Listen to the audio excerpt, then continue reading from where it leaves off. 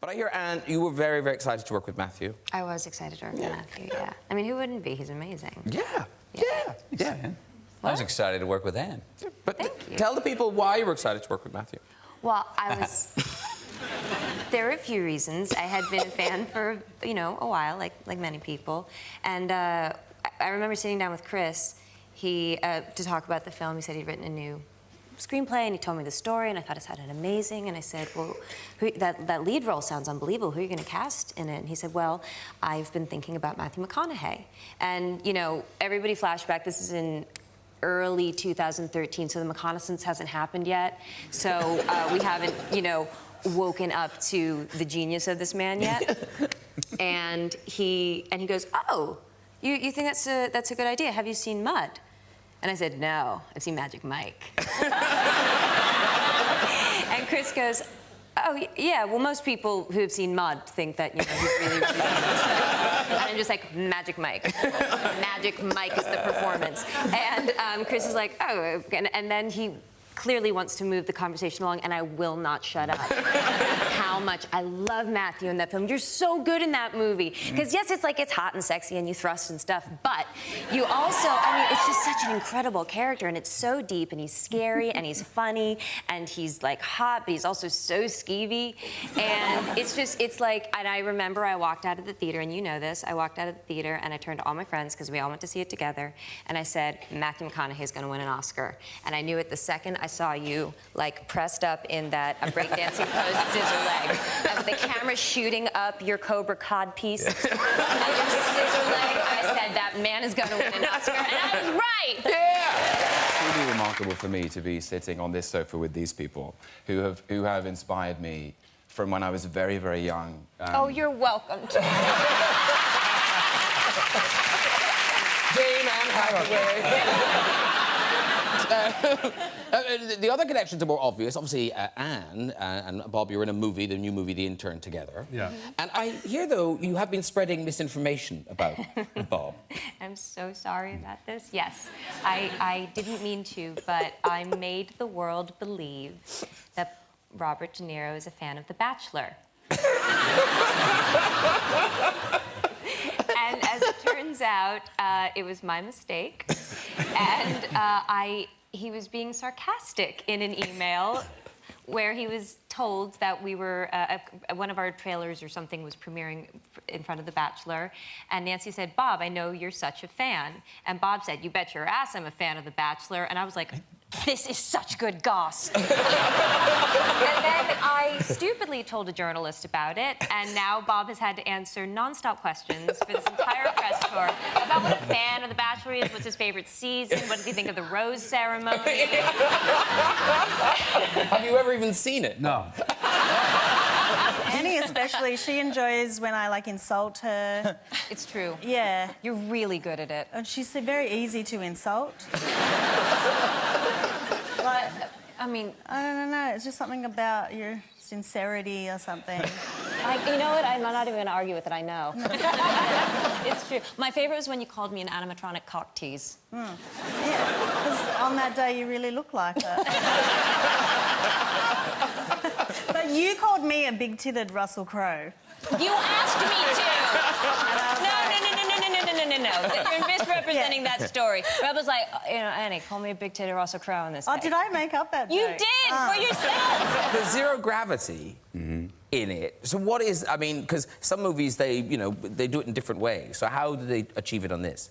There's a few different ways. I mean, sometimes we were on a wire 80 feet in the air. Other times you were on the end of a gimbal like a seesaw. And other times I know you. Can you show your one-leg move? Yeah. Sometimes it was very high-tech. I would stand on one leg. Now, Matt, and sort of float around. I hear you're very good at it. Can you show us? Are you sure? I mean, it's very difficult. Yeah, no, let's see it. We'll put some music on. Put some music on. Make some room, make some room. Oh, here she goes. Wow.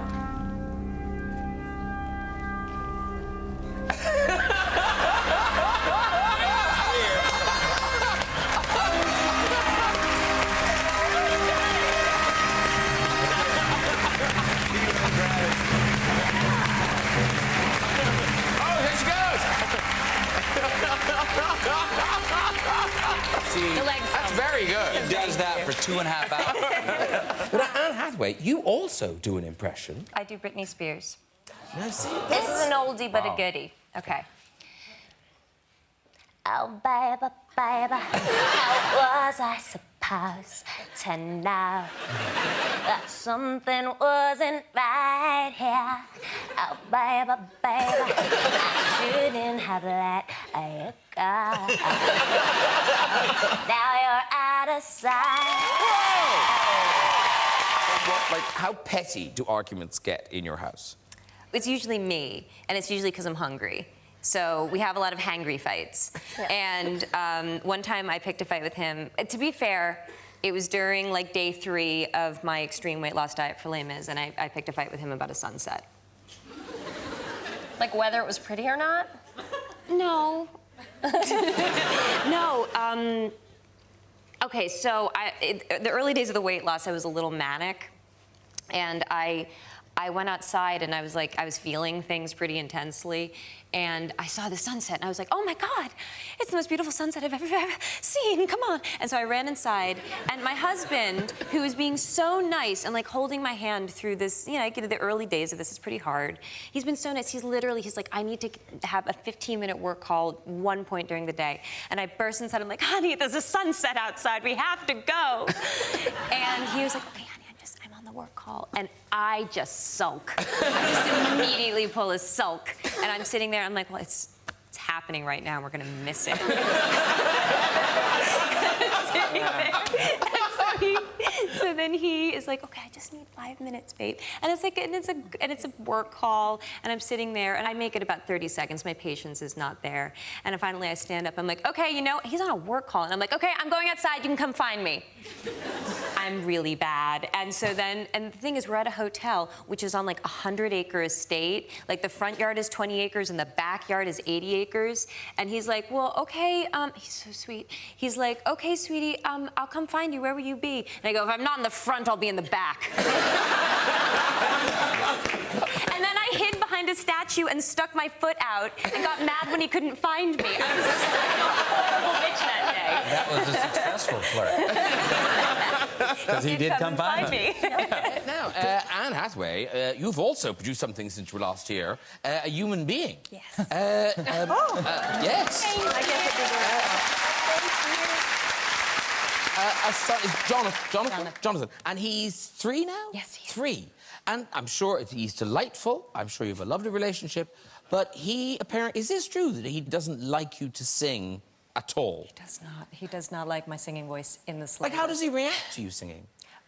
Well, like, sometimes, like, he's very calm, and I'm like, okay, this is it, this is the moment. And so I'll maybe start to sing a song that I know he likes, and he goes, Mama, no.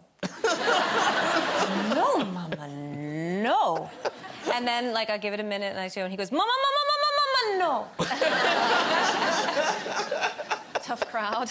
You're like the most amazing singer. He doesn't care. Have you shown him your Oscar for Les Miserables? Yeah. I've been whacking him around the head with it. You have children. No, I don't. All right, let's keep it that way. Social services thought it best I did. Yeah, but, you know, he loves Peppa Pig. Like, absolutely loves it. And we had a really amazing moment when I was kind of sat at the piano, and he loves the Peppa Pig Christmas episode, and I was trying to sing, work out one of the ones on the piano. And he let me sing it for him. And so I'm, like, kind of tearing up, because it's been a full 2 years of, like, I'm not allowed to sing to my child. And then I was crying, singing Peppa Pig to him. Oh. It was so lovely. That's not so. At least you've got one. I've got It's a very small bossy repertoire. pig Yeah. working in my favor. I thought... A short evening with Anne Hathaway. Audience of one. That time around Les Miserables, when the Oscar buzz was all, you know, intense, because kind of you were the favourite and everything, there were all these parties that people go to. And I believe was it a dinner or a cocktail party that you went to with Daniel Craig? Oh, well, so like, these moments happen when you feel like you've gone through the looking glass, you know, and before that you thought that things were one way, and then you kind of get invited into, like, the secret part. So it was a party that I'd always thought was a cocktail party, but then things started to go really well, and then I found out it was actually a dinner party too, if things were going really well. So I am at the dinner part, and then, like all a this... Tinder date. You have to do the drinks first, and then if it's going well, you get the dinner. I'm there, and you know, and it's just amazing because you work really hard, and there's no guarantees that it's ever going to happen, and then it like starts to, and so they clear away the tables, and you're like, it's the cocktail part, and then Daniel Craig walks in, and I'm like, oh my God, I was at the party before Daniel Craig. Like, are you kidding me? This is amazing. And then and I'm like, what am I like? Can I go introduce myself to him? Am I allowed to look at him? Like, what's going on? And I look up, and Daniel Craig is going, and he mouths this, "Hey, you, fuck you." And I'm like, oh my God, I have made it so much that Daniel Craig doesn't even know me, and he's messing with me. So I'm just like, fuck me? Fuck you. And so then he goes, fuck you. I'm just like, no, fuck you. And then he just goes, fuck you. And I go, I'm sorry, I can't hear you. Do you want me to turn it up? And then Daniel Craig goes, oh, not you. And I look behind me, and Stephen Daldry is doing the rudest things you've ever seen. And I just look up, and Daniel Craig and I just pretend we don't know each other. It is a hard act to master, and I know, Anne Hathaway, you didn't get it right straight away, did you? No, I did not. I actually, you just reminded me of another time, because I was pretty miserable at it for a very long time. And I remember this one time, you know, I was in a school play, and we were all hanging out backstage, and I was very nervous because there was a boy I liked, and he was in it. And, you know, you want to sound grown up. You want to sound like you know what you're talking about. I don't know why I did this. It was so embarrassing. And I was just like, somehow, like, somebody made a joke about sex or something. Like, hey, guys, we should have an orgy. That's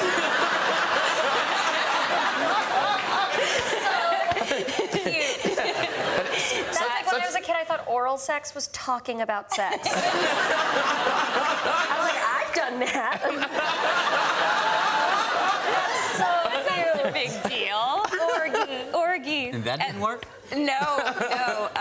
But I remember the first time, like, I tried. I mean, I remember I was 12, and I wasn't cool, but I was friends with a cool girl, and she had an older brother who was in high school. We were in middle school, and we got a ride from one of her brother's friends, and I was, like, freaking out, you know? Yeah. So I'm just, like, sitting in the back seat, like really nervous. I don't know how to sit. I don't know, do I look out the window? Do I stare ahead? Do I look at my, like, what do you do?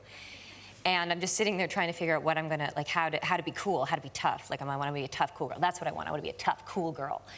And so then he's like, and my older brother had gone to middle school with him, but had gone to a different high school. And he was like, hey, you're Mike Hathaway's little sister, right? I'm like, mm-hmm. And he was like, what, your name's Annie? And I go, yeah, who the fuck are you? Because that's what I thought tough, cool girls did. That's what they do.